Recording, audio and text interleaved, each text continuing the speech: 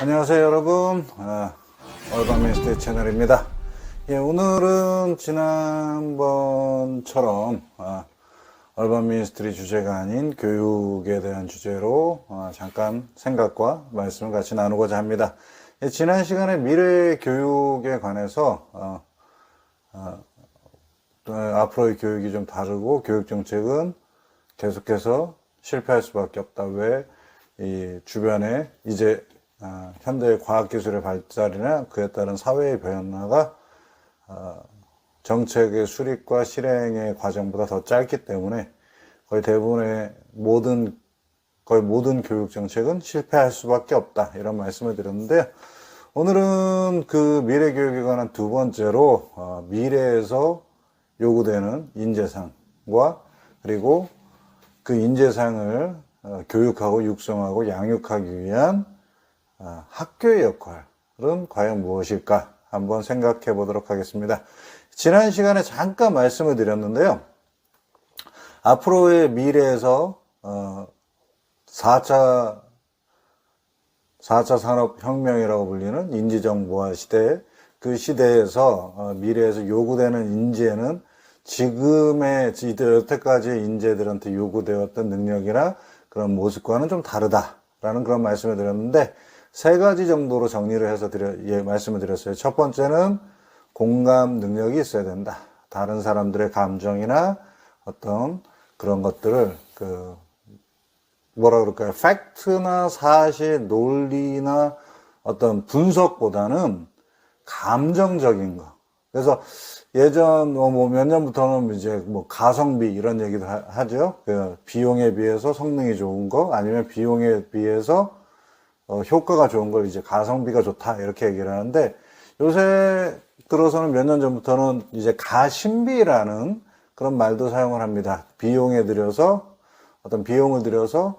심리적인 만족이나 아니면 어떤 심리적인 위로를 받는 그런 효과를 갖는 것을 이제 가심비가 좋다. 그래서 사실상 사람들이 예전 것에 대해서 예전 향수, 레트로라고 얘기하는 그런 예전 것들에 대한 향수, 복고, 부흥 이런 것들을 다시 생각하고 그거에 대한 추억을 돌이키는 것들 이유 중에 하나는 약간의 어떤 비용을 들여서라도 그때 느꼈던 순수하고 아니면 따뜻하고 행복했던 그런 감정, 그런 마음의 어떤 심리적인 위로들을 조금 더 얻고 싶어서 한다, 이런 거예요. 그렇기 때문에 앞으로의 리더에게 필요한 것은, 앞으로의 인재들에게 필요한 것은 그 심리, 그리고 그 감정들을 이해하고 같이 느껴주고 공감하면서 그 감정들을 어떻게 처리할 것인가. 슬프면 슬픈 감정, 기쁘면 기쁜 감정, 이런 감정들을 처리하는 그런 능력들이 요구된다는 것입니다. 왜냐하면 사실 이때까지 인재들은 수학이나 아니면 논리, 아니면 분석 이런 것들을 굉장히 잘하는, 아니 정보 수집부터 시작해서 정보의 분류와 정보의 해석, 그리고 정보의 해석에 따른 어떤 논리적인 어떤 연산과 예측 이런 식의 능력들이 요구됐다라고 얘기를 한다면, 지금의 상황에서는 그런 데이터들은 인간이 아닌 AI가 처리를 한다는 거죠. 처리를 할 때 인간의 처리 속도보다 AI 처리 속도가 굉장히 빠릅니다. 일례로 얘기를 하자면 여기 이 지역 가까이에 있는 메릴랜드 발티모어 지역에 있는 존스 홉킨스 대학이 있어요. 존스 홉킨스에서는 AI를 이제 병을 진단하는 진단에 사용을 합니다. 방송이나 여러 가지 TV 드라마 이런 것들을 통해서 AI가 완전하지 않다, 이런 얘기들을 말씀을 많이 들으신 분도 있겠지만, 사실상 제가 볼 때는 입력되는 정보가 정확하기만 한다면 AI의 판단이나 AI의 분석, AI의 진단을 인간이 쫓아갈 수가 없어요. 그러니까 실례로 들으면 존스 홉킨스에서 사용하는 AI가 진단을 사용할 때 한 번에 몇백만 개 이상의 사례와 정보 데이터들을 분석을 한다고 그래요. 그래서 진단을 내놓는데 그 진단의 정확도가 95%가 된다고 얘기를 합니다. 그러면 인간으로서 인간이 진단을 내릴 때 몇백만 건의 사례나 몇백만 건의 케이스를 전부 이렇게 분석하고 하지는 못하거든요.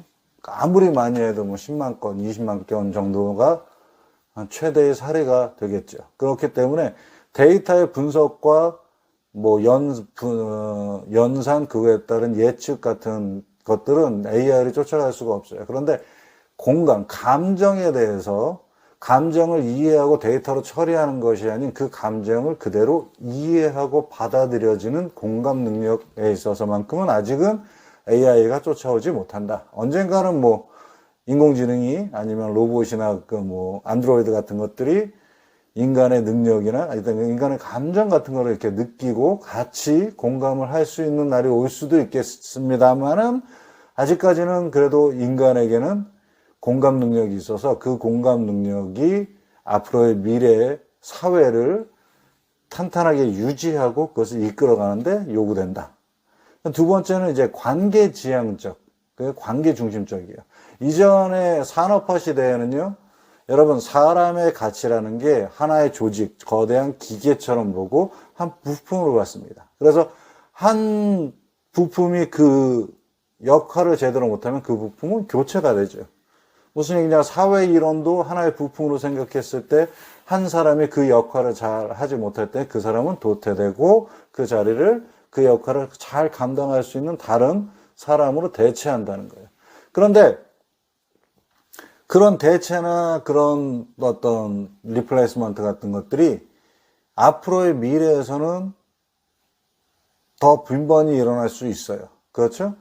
그런데 관계가 있어서만큼은 사람과 사람의 관계가 이렇게 튼튼하게 엮여진 곳은 이 사람을 바꿀 수가 없어요. 물론 기능적인 면에서는 대체를 할 수 있겠지만 그러나 그 사람과의 관계의 단절이나 그 사람과의 관계가 변화 오게 되면 다른 전체적인 공동체 전체에 어떤 영향을 미치기 때문에 관계 지향적이고 관계 중심적인 능력들, 관계를 형성하고 발전해 나가는 그런 능력들이 앞으로의 사람들에게는 굉장히 필요하다. 이렇게 얘기가 돼요.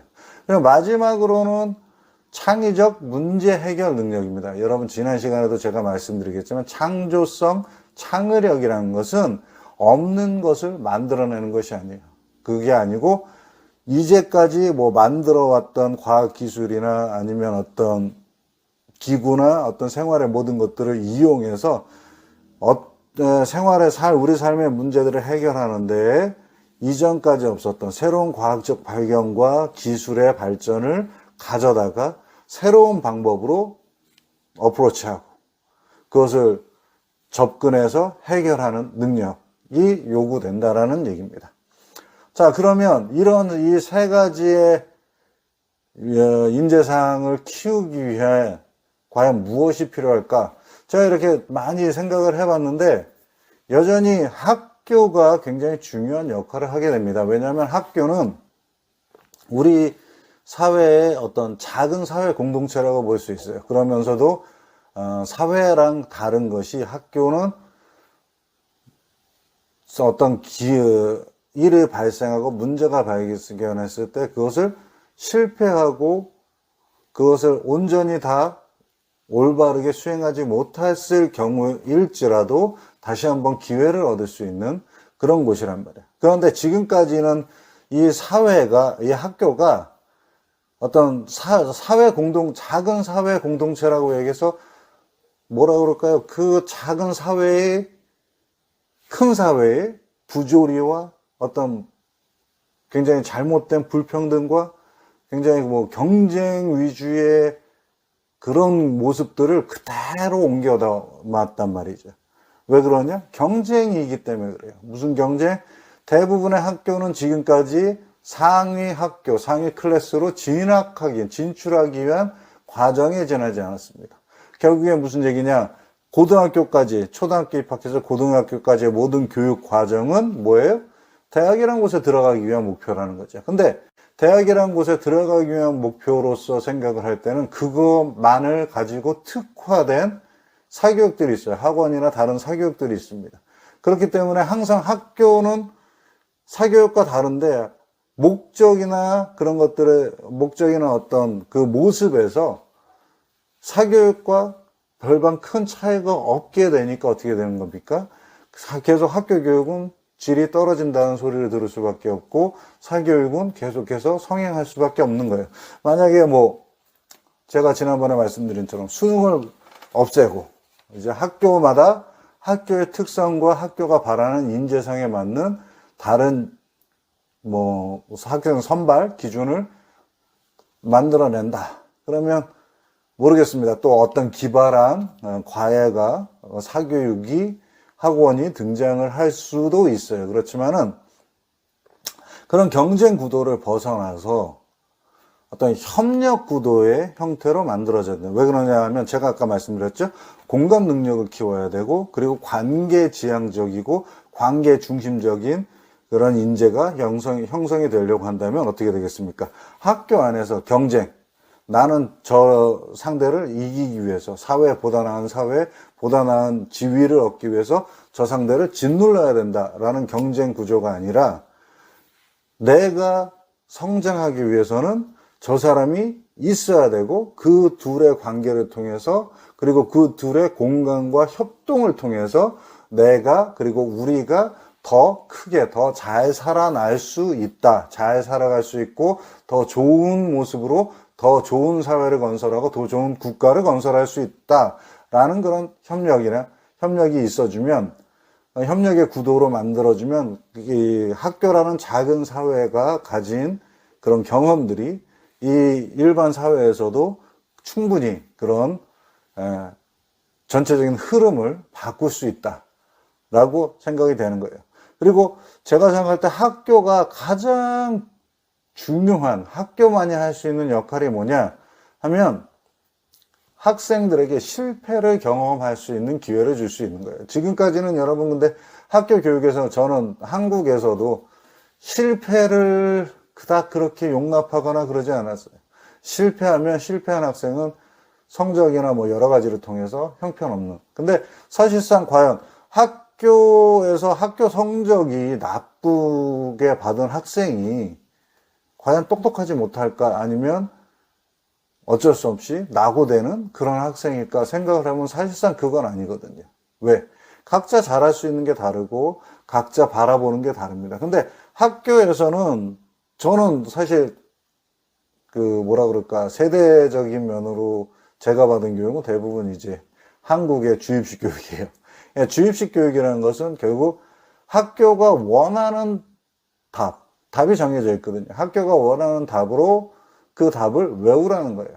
그 답을 암기해서 그 답을 되뇌이기만 하면 되고 그 암기와 되뇌이는 것에 익숙하지 않거나 그것에 이렇게 적응을 잘 못하는 학생들은 실패하는 그런 공교육 체제란 말이죠. 공교육 나중에 또 얘기할 기회가 있을 거라고 생각합니다만 사실상 공교육이 목표하는 바는 우리가 여러분 생각하는 것처럼 뭐 인간의 온전한 성장과 사회화 그 다음에 뭐라 그럴까요? 자아 실현을 위한 그런 얘기들을 참 많이 늘어놓는데 사실상 지금까지의 공교육의 목적은 사실 그것과는 관련이 없습니다. 제가 느끼기에는요.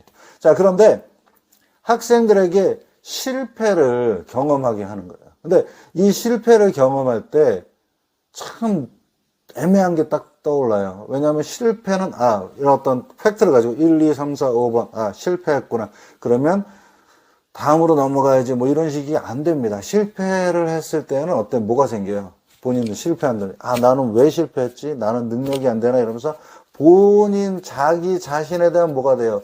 부정적인 감정이 이렇게 솟아오른단 말이죠. 이 부정적인 감정이 솟아오를 때에 그 부정적인 감정을 온전히 처리하는 능력이 배양되지 않으면 어떻게 되겠습니까? 밖에서 요새 그런 분들 참 많이 봐요. 그런 분들 어떤 분들이냐? 식당이나 제가 이제 제 다른 직업으로 생계를 위한 직업으로 이제 세일즈를 하고 있는데, 세일즈 하면서 이제 사람들을 많이 살펴보고 많이 대하다 보니까 그런 사람들이 있어요. 도대체 실패와 거절을 용납 못하는 사람이 있어요. 내가 뭔가 얘기를 했을 때에 이 사람은 내가 예상한 대로의 답을 줘야 되고 예스라고 해야 되는, 그런데 그 상대가 예스라고 얘기를 하지 않았을 때에 그 거절을 하나의 큰 실패로 생각하고 그 실패를 받아들이지 못해요. 거절을 용납하지 못합니다. 그래서 어떻게 됩니까? 굉장히 커다란 분노로 그 상대를 대하기도 하고, 아니면 자기의 환상에 빠져서, 요새 스토커 얘기도 있는데 스토커의 한 부류는 그런 것 같아요. 나를 왜 싫어해? 네가 나를 싫어해? 네가 나를 거절해? 내가 네 옆에서 어떻게 하는지, 날 거절하고 네가 어떻게 살아가는지 두고 보자 하면서 계속해서 바라보는 거. 아니면은 더 나가서 뭐겠죠? 거절했다는 사실 자체를 이해하지 못하고, 그래서 어떻게 계속 나타나다가 스스로 어떻게 되는 거야? 아, 우리는 사귀는 사이야. 뭐 이런 식으로 혼자 소설 쓰고 혼자 환상에 빠지는 이런 적이 있는데, 실패를 경험하고 그 실패에 따라 솟아나는 부정적인 감정을 협동으로 나누고 함께 나눠서 해소하고 해소할 수 있는 기회는 학교가 제공할 수 있다라고 생각합니다. 그렇게 했을 때 이제 감정적인 처리를 한 이후에 학생들은 뭘 하게 됩니까? 과연 이 실패를 분석하게 되는 거죠. 이 실패를 왜 실패했는지를 분석하고, 이 실패를 성공으로 하기 위해서 필요한 것이 무엇인가를 돌아보게 되고, 그리고 내가 지금 그 필요한 재원과 필요한 모든 것들을 갖추고 있는가를 엄밀히 분석해 보게 하고, 지금 그것이 가능하다 그러면 방법을 바꿔서 다시 한번 재도전을 하게 되고, 그게 아니라고 한다면 이 목표를 내가 접고 다른 목표를 설정할 것인가, 아니면 이 목표를 이루기 위해 내가 부가적인 목표를 따로 이루어서 내가 갖춰야 될 것을 갖추는 그런 활동을 하게 되는 거예요. 이런 실패의 어떤 인정, 분석과 인정, 그리고 재도전을 통해서 얻을 수 있는 게 뭐냐? 창의적인 문제 해결 능력입니다. 그러니까 이제까지 해왔던 방식으로 실패했다고 한다면 무엇 때문에 이제까지 해왔던 방식이 적용이 되지 않았던 원인을 밝히게 되고, 그 이유들을 보면서 그 문제들을 해결하기 위해 새롭게 내가 쓸 수 있는 방법이 무엇인가를 탐구하고 그것을 적용해서 실패를 성공으로 만들든가, 아니면 실패했던 목표보다 더 나은 한 차원 더 높은 다른 목표를 성취하든가, 이런 식의 그런 실패와 그리고 도전의 기회들을 계속해서 학교는 제공을 해줄 수 있어야 된다는 겁니다. 그렇게 됐을 때에 이 사회 전체의 모습이나 미래를 이끌어가는 인재들의 모습이 바뀔 거예요. 저는 그렇게 바뀐다고 확신을 하는데, 그래서 그런 모습들을 통해서 이제 학교의 역할이 굉장히 중요해진다 라고 저는 생각을 합니다. 그리고 이런 학교의 역할이 이렇게 바뀌면 자연스럽게 대학들도 학생들을 선발하는 기준이나 요강을 그것에 맞춰서 경쟁을 통해서 더 높은 점수를 가진 학생을 우수한 학생으로 판단하는 그런 기준보다는 협력과, 그리고 어떤 실패를 했는지를 먼저 생각하고 먼저 살피면서 그 실패를 통해서 이 학생이 무엇을 변했고 무엇을 배웠고 어떻게 성장했는지를 평가할 수 있는 그런 평가 기준들이 만들어질 것이라고 생각을 합니다. 예, 오늘 두 번째 미래 인재상과 학교의 역할은 이제 여기서 마치고요. 다음 시간 교육에 관련된 시간에서는 요새 참 대단히 떠들고 있죠. 많이 K교육이 한국 세계의 대세다 이러는데, 사실 제가 볼 때는 허상이고 굉장히 많이 부풀려져 있는 거예요. 다음 시간에는 K교육이라는 주입식 교육과 그리고 선진국의 교육의 형태를 한번 비교해서, 제 경험에 통해서 비교해서 한번 살펴보는 시간을 갖도록 하겠습니다. 네, 지금까지 시청해 주셔서 감사합니다. 얼바미니스트리 채널이었습니다.